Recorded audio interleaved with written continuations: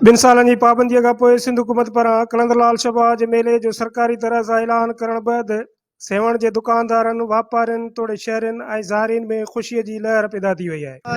तमामु बहितरीन असांखे ख़ुशी थी आहे। 2 साल असांजो कारोबार कोन हो, हिन चक्कर माण्हुनि जी लहर ॾिसी असांजे रोज़गार में बि सुठी तब्दीली आई आहे ऐं मेले जा ख़ुदशा थियण जा आहिनि त असांखे तमामु बेअंदाज़ ख़ुशी थी आहे। सुठी ॻाल्हि आहे, मेलो थिए त भली ॻाल्हि आहे न। मेलो थींदो त रोज़ी सभु कंदो, ग़रीब गुरबो सभु कंदो।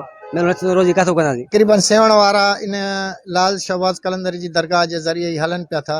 ॿियो हिते को बि ज़रियो कोन्हे को।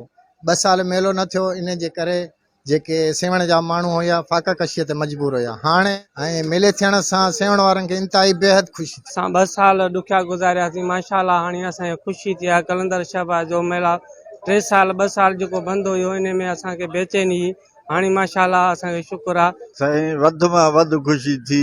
छा आहे जो 2 साल जेको टे मेलो कोन थियो, माण्हू वीचारा मिसकिन जेके आहे, दुकानदार आहे, सेवण वारा जेके बि आहे, माना उन्हनि में बेचैनी हुई। हींअर सभिनि दुकानदारनि में, ग़रीब माण्हुनि में, उन्हनि जे मुंहं ते ख़ुशियुनि जा रौनक आहिनि। कैमरामैन काशिफ कुंबर सां गॾु Qadir comber, Sindh TV news, सेवण शरीफ।